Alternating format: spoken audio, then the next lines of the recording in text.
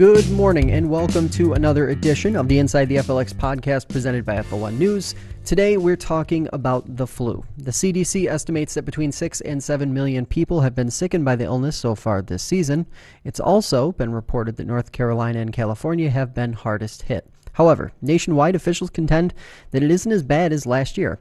So, what should you be doing? Is it too late to get the flu shot? And if you did get the flu shot earlier this year, are you in the clear? Well, we're going to talk about all of those questions and many more with our guest this hour, Dr. Elizabeth Osborn of Life Care Medical Associates and Finger Lakes Health. She practices family medicine locally and will help wade through some common flu concerns. First, though, we're going to throw it to a brief message from today's show sponsor, Madej, Miras, and Ricky, the Finger Lakes personal injury attorneys. Stay tuned and enjoy our chat with Dr. Osborn here on Inside the FLX. I was severely injured. I was on a ventilator. My husband was scared and he just went for the nearest number that he had heard advertised over and over and figured they're the best. They know what they're doing. I think that's the typical reaction. But unfortunately, it wasn't the right one. And I'm thankful that we learned that early on in the process. He decided to look for someone locally who would give us a little more personalized attention. And when we met Steve and talked with him, we knew that we had found that person. If you want to feel like you have an attorney who's in your corner, who's going to listen to you, who's going to endeavor to understand you, give Steve a call.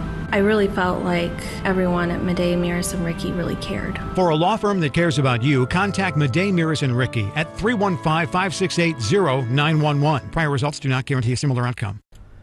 So, Dr. Osborn, thanks for coming in. Thanks for making the time to talk to us about flu season, something that everybody thinks about every year, but maybe not the way they should.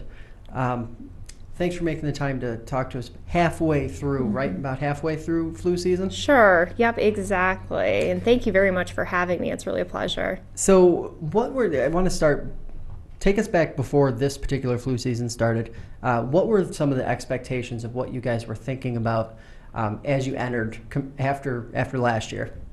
Well, last year was a severe flu season, as we know, when the flu vaccine last year was not a great match. So we really wanted to focus on getting as many people vaccinated as possible, kind of being prepared with our practice to be able to have the vaccines on hand, right from the get-go. So then get into the season, and obviously there's always the push to get folks vaccinated, that sort of thing. Versus those expectations, now in the middle of January, where do we sit? Better, worse, somewhere in the middle?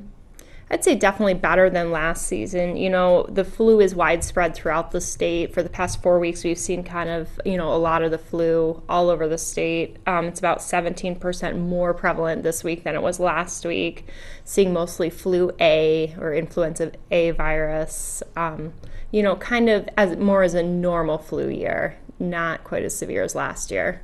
Was last year an outlier as far as what actually happened? It was. So if you look at the curve that the CDC publishes, you see a huge uptick in flu cases about this time last year. It peaks a whole lot higher. This year we're following a more average pattern. So obviously, if the flu season ended today, one of the questions that we were sort of batting around, would it be a better than normal year, or would it just be an average year and that's about all? I'd say an average year this year. Average. So now, when people think of flu, they think of a whole mess of different things, oftentimes probably not even actually directly related to flu. Right. So what is the flu, on paper specifically? Right. So the flu or influenza would be a sudden onset of a severe respiratory infection, and sudden is kind of the key there. Sometimes people will tell you exactly like by the hour when they first became sick. Tends to have fever, chills, muscle aches, kind of that malaise, along with the cough, sore throat, runny nose syndrome.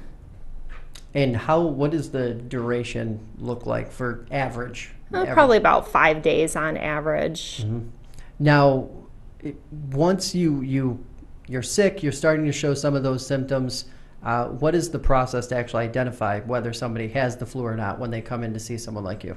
So when the patient comes into the office, we can do a rapid flu swab, and we're able to know, within 15 minutes, do you have influenza or not? Is it type A? Is it type B? And that's good data to know, because that can, again, go back to the CDC and be tracked. So we know what types of flu viruses are prevalent in our area. And I guess the follow-up to that would be, what are some of the things that folks tend to confuse with the flu? If there are any items that people maybe they think they have the flu, they have some symptoms, but it's not actually the flu. What are some of those illnesses that folks might come down with this time of year? The common cold is probably the most likely thing, and that tends to have a little bit slower onset. You start with a stuffy nose, a runny nose, then you start getting a cough. Usually there's not a fever. The body aches aren't as predominant. You can have those, but definitely less severe than the flu. And what are sort of when you look at different age groups, obviously the older and the younger are the most at risk, I suppose, but when it comes to the folks who fall into the middle there, is there a little bit of blindness toward prevention and just sort of thinking about the flu as something, I'm not in that group that needs to be more worried, so I just won't think about it at all? Sure. You still have to be concerned about prevention, because if we can get more folks vaccinated, especially in those groups, we have lots of a population that's prone to picking up the flu and passing that on to other people. If you're a young, healthy adult, you might not get really sick, but even if you have a mild respiratory manifestation, you're still at risk for spreading it. Now, expanding on that a little bit, how easily does it move from one person to the next, especially if that person's in something like a school or a hospital, or maybe they're just at a concert or something like that? Right. Usually it's spread through droplets, through somebody coughing and spreading it through the air, or, maybe somebody blew their nose and then touched the door and you come along and touch it. Well, you're, at risk for picking up the flu. So good hand washing is really the key. Also, if you're sick, with those types of things, with a bad cold or something, it's better to stay home and not, go around in public. Is that one of the bigger challenges, getting folks to, when they are sick, to just sort of sit a couple days out, whether it's work, whether it's school, whatever the case may be, so that you aren't talking about dozens more folks exposed possibly? Right. It really is hard this time of year, and then you can also be contagious before you really develop symptoms, so that complicates it. But I think if you're not feeling well, especially if you've got a fever, you're better off staying home. So about those symptoms, you just said that you can spread it before the symptoms actually present in some cases. What's that window look like? If the illness lasts 5 days, are you potentially spreading that all 5+ days, or is there a window somewhere in the middle? I'd say probably the 24 hours beforehand, and then the shedding can go on, as long as you have fever and as long as you're coughing a lot. So a lot of folks this time of year, myself included, I've heard a lot of different people say, well, I had a stomach bug a few weeks ago. Maybe it was the flu, maybe it wasn't the flu. It lasted 4 or 5 days. The stomach bug, the one that people think about all the time, is not necessarily connected to the flu. Exactly. Right? So that's a completely different infection. That's more of an infection of the stomach and the intestines, the GI tract. Usually there's a lot of nausea, vomiting, diarrhea, and that, and completely different illness, similar names. It's really, the stomach flu is an old layperson's term that's just persisted, but it's not related to influenza. Now, how much of that is when you guys are trying to educate patients and folks in the community to sort of understand what this is and wrap their brains around it? Is that one of the struggles, sort of cutting through the things that people have kind of just built into the back of their minds over the course of their lifetime? It is, because people are used to calling that the stomach flu, or saying that they had a flu-like illness, but you really have to pinpoint what symptoms is a person having to be able to make the right diagnosis. And how many? This is probably a really broad question, but when you are talking about that stomach bug or that type of thing that people might consider that, how many different illnesses are we talking about? Are we talking about dozens of different things? Are we talking about a few different things? What's the sort of spread on that? Well, the stomach bug is caused by different viruses, possibly sometimes bacteria, can be similar to food poisoning, but it's really a whole different type of illness than influenza. So obviously now towards the latter half of winter and the first part of spring, when does the season sort of end, if it ends at all? When does that sort of like cut off time of when folks, when we've made it clear?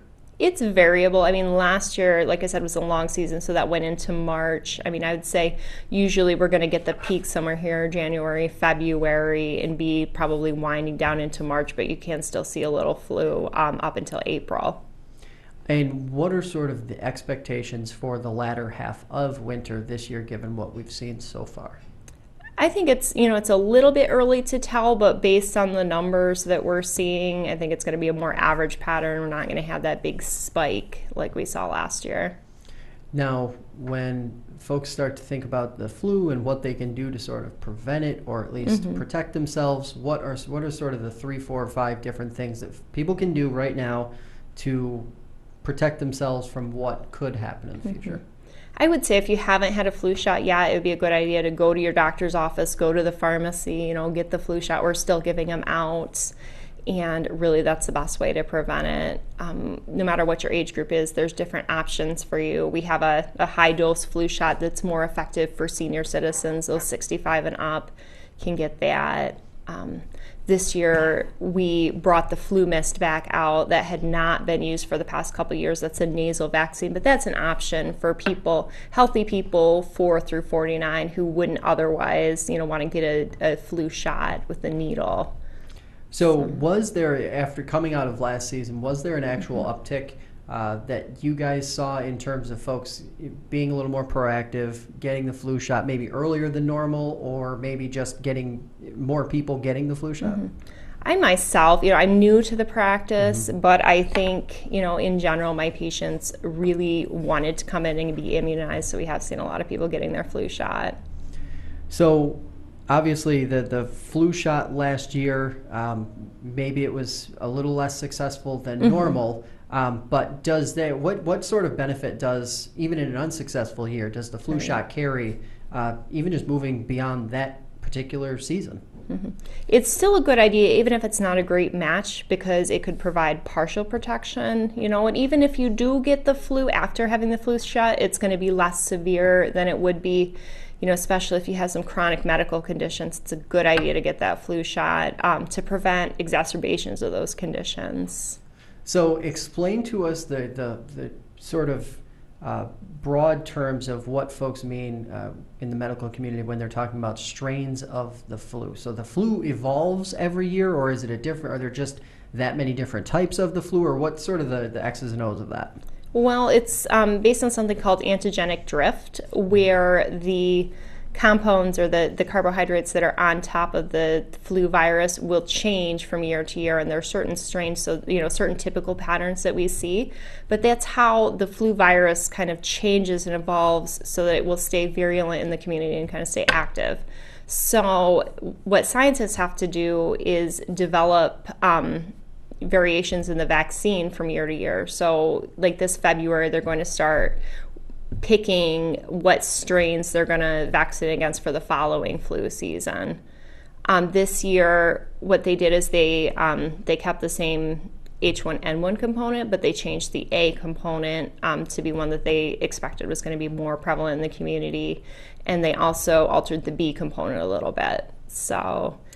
And are they basing that off, you say that process begins in February. Right. Are they basing that off of just sort of forecasting or trends that they're seeing in another part of the world, or a hybrid of the two?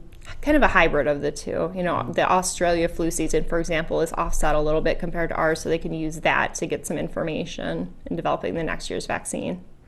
So obviously, anytime we talk about a vaccine or we talk about the flu, it becomes this very polarized debate, and I'm not really sure why. Some folks are saying to themselves, I'm never going to get the flu shot. Others are saying, I have to get the flu shot. It needs to be done. Where do you come in on that? Obviously, on the prevention side, it makes sense to get the flu shot, right? Right. So then how do you sort of talk to those folks who may feel a little bit skeptical or concerned about what the flu shot might do to them, to sort of get them into a place where they're more comfortable with it. Right. I try to get a sense of kind of where they're coming from. Are they afraid that they're going to get sick from it? Are they afraid, it's going to cause some other problems, or that, it's not really going to be effective? I mean, I think the main thing to take away is that you can't get the flu from the flu shot. You can't. You cannot. No, you cannot. Yes. So you may get a sore arm, you may feel a little achy, a little crummy for a few days, maybe low-grade fever, but you're not going to actually get influenza. And, they're safe, they're effective. They've done many studies to make sure that they're not going to cause people further problems. The caveat to that, of course, is if you have a severe allergy, you got to have had a severe reaction to it in the past. You wouldn't want to get a flu shot again. So I guess that's the follow-up, because I did see that when we threw a couple questions out onto social media about the flu shot leading up to this conversation. That was one of the things that popped up. Folks who said they had adverse reactions to one degree or another. So how common is that part of it? And is it something that you find very many people weigh as something that they're really considering in terms of the shot? It is, because if you had somebody that got the flu shot and then they came down with a real bad respiratory infection afterwards, a lot of times they're concerned. But with that, it's hard to say whether they just had a bad cold after they had the flu shot and the time course kind of coincided, or if it really was a reaction. If anybody's had a severe allergic reaction like shortness of breath, their throat is swelling, they're getting hives or something like that, then they should not get the flu shot, obviously. So then the flip side of that is when you get the shot, probably in the fall, how long does it take to actually activate or start working inside your body? Is it immediate? Is it a few days? Couple weeks. About 2 weeks for it to really get full effectiveness. So then as we look at the rest of this particular season, should folks be getting it as a preventive measure for this season, or just as sort of to build that immunity historic?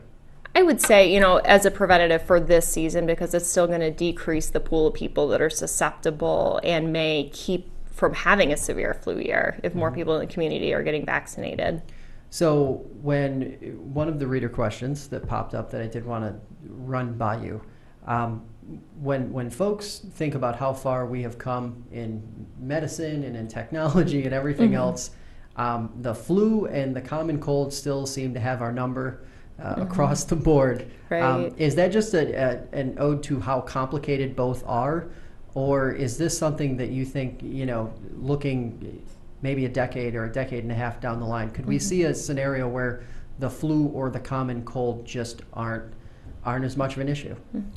We certainly could. It's a challenge, though, because there are so many different viruses that cause the common cold. You got the rhinovirus, but also, a multitude of other things. So to make one treatment that will take care of all of those is quite difficult. And with the flu, I think the antigenic drift is really the tricky part, that it is mutating all the time, and it's kind of evolving to fight off our things that we're coming up with to treat it.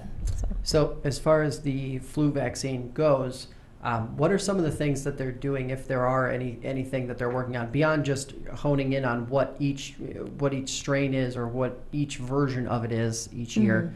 What are some of the things that are being done looking forward to try and make the vaccine better in years to come? Well, we have at least some different medications to treat the flu. So a couple new antivirals were approved, in the past couple years. We've got Tamiflu, which has been around for a while, plus a couple other ones.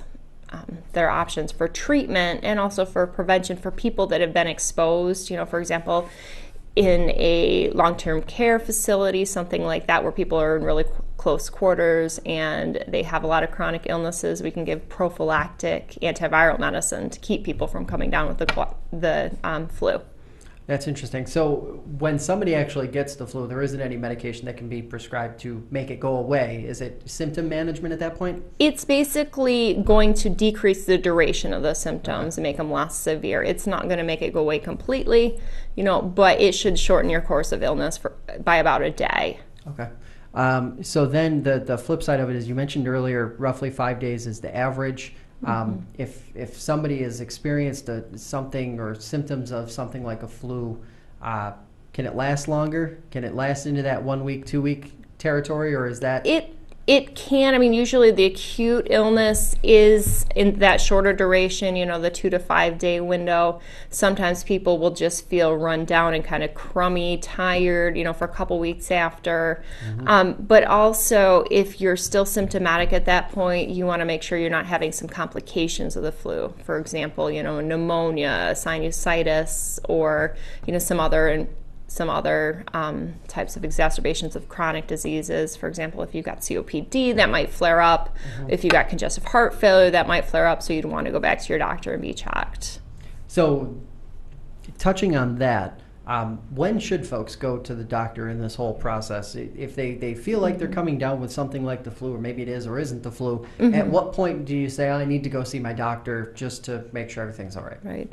I would say, if you're generally young and healthy, you don't need to run right into the doctor, because chances are your body is going to fight it off and you won't need any help. But if you're an older person, or a very young person, you got a young child that's coming down with these acute symptoms, it's a good idea to get checked, because the Tamiflu and these other antivirals really are effective in the first 48 hours. So if you wait beyond that, you're probably not going to be a candidate for them.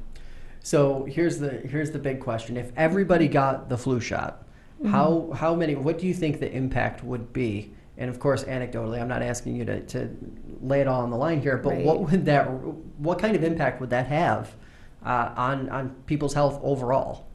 I think it would be helpful, just because we'd have more of this herd immunity where we're having, less of these respiratory things going around. I think we'd see less of a spike in the flu cases, kind of less, so that it wouldn't be epidemic proportions.